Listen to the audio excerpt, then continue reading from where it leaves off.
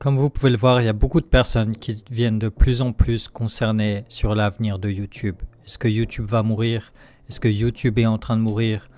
Est-ce que toutes ces chaînes qui deviennent commerciales, qui font des challenges, qui font des sortes d'émissions télé, commencent à tuer YouTube? Beaucoup de gens commencent à être concernés sur ça.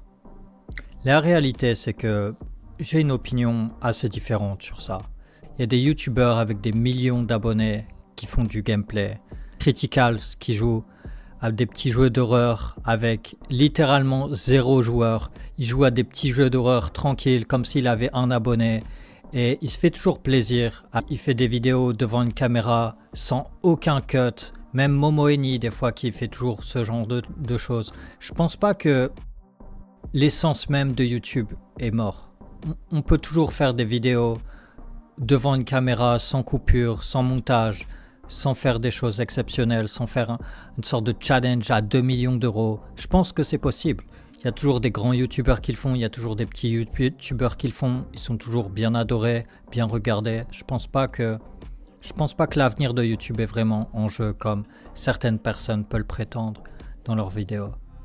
Ensuite, on peut pas le cacher. Il y a une partie de YouTube comme MrBeast, comme des fois Squeezie, qui font des challenges, des fois des challenges avec des dizaines de milliers d'euros, des fois des millions d'euros. Des fois, comme il l'a dit MrBeast, il met tout son argent dans ses prochaines vidéos, il réinvestit tout. C'est une façon de penser et je pense qu'on peut juste respecter ça. Tu vois, je pense que c'est sa vision des choses. Il y a une chose qu'on parle pas assez, c'est que avant, ce genre de choses, ce genre de contenu, c'était à la télé. Et tout simplement, la télé ne peut plus donner ce genre de contenu. La télé, c'est devenu de plus en plus ringard, que ce soit aux États-Unis ou en France. En France, c'est encore pire parce que beaucoup de choses sont pas privatisées. Donc, il y a beaucoup de choses qui sont financées par le gouvernement. Et les reportages deviennent de plus en plus ennuyeux. Au fil des années, on voit vraiment que la cadence des reportages devient de plus en plus médiocre. Même les mamies commencent à se plaindre. Donc, si à partir du moment que vos mamies commencent à se plaindre de la télé, vous voyez qu'il y a un problème. Et je pense que YouTube est vraiment en train de combler ce problème. Les choses divertissantes en termes d'émissions télé commencent à arriver sur YouTube et qui sont faites plus par des personnes qui sont des YouTubeurs ou même des personnes passionnées. Et je pense que c'est une chose qu'on peut respecter, tu vois. Si Squeezie il arrive à créer des sortes d'émissions avec des armes en plastique ou je sais pas trop ce qu'il fait, mais si MrBeast ou Squeezie veut faire ce genre de choses, je pense qu'il n'y a aucun problème. Je pense pas qu'on devrait critiquer ce genre de choses parce que c'est des choses qui apportent un rêve réalité. J'ai vu aussi une chaîne actuelle qui a percé très, très rapidement en Amérique. C'est un mec qui fait un challenge et qui essaye de parcourir le monde à travers un avion. En fait, il prend des tickets d'avion les moins chers possibles. Et le concept, c'est de visiter des pays, des trucs. Il a commencé avec pas beaucoup d'argent. Il l'a dit dans un post Instagram, son rêve, c'était de faire ça. Son rêve, c'est d'avoir une émission télévisée.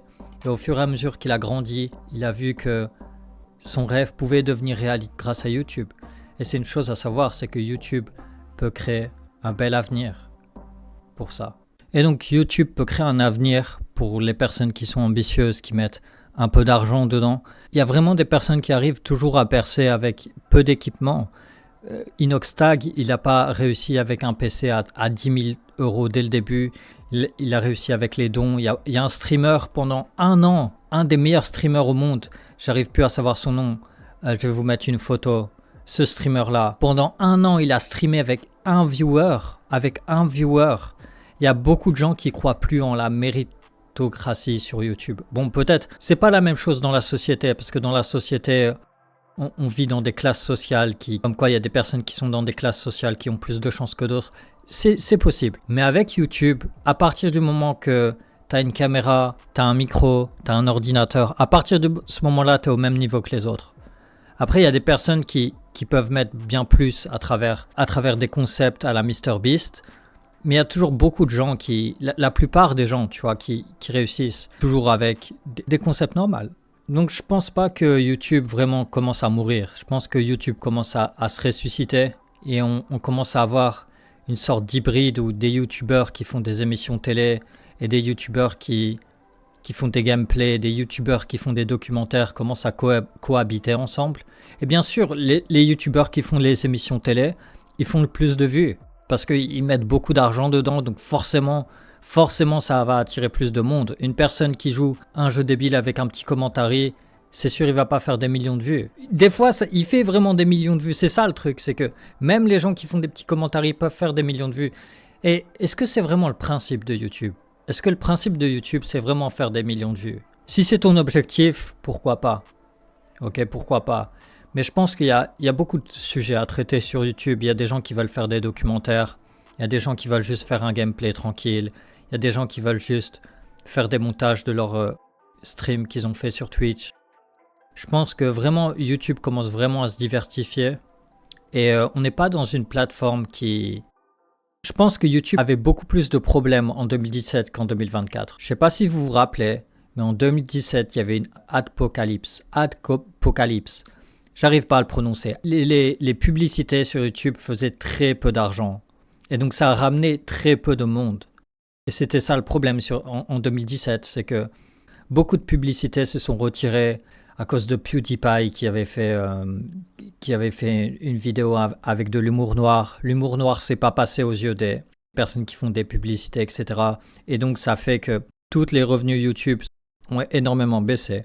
Et je sais pas si vous avez remarqué, mais il y avait très peu de personnes qui investissaient de leur temps et de leur argent sur YouTube à cette époque-là. Alors que maintenant, quand beaucoup de gens commencent à pouvoir vivre de YouTube, enfin pas tout le monde bien sûr, mais les personnes qui font beaucoup d'efforts commencent à vivre de YouTube, on peut voir qu'il y a beaucoup plus de compétition, il y a beaucoup plus de diversité, il y a beaucoup plus de catégories. Et je pense que c'est normal que ceux qui essayent de faire des émissions télé pour plaire au plus grand public possible, qui réussissent le mieux. Je pense que c'est normal. C'est un changement qui est peut-être étrange, mais je pense que c'est normal. Et si vous voulez pas regarder ça, parce que moi je suis pas toujours fan de ce genre de choses. Moi je regarde quand même MrBeast de temps en temps parce que je trouve ça divertissant. Mais il y a beaucoup de choses à regarder sur YouTube, il y a beaucoup de choses à apprendre sur YouTube. Et je pense que le contenu est super diversifié et il faut faire avec. Si vous aimez pas les contenus qui font un peu émission télé, les regardez pas et regardez ce qui vous plaît. Parce que je pense que YouTube est assez diversifié pour aimer ce qu'on peut regarder. Donc voilà. Sur ce, abonnez-vous si vous aimez cette vidéo. On se revoit bientôt.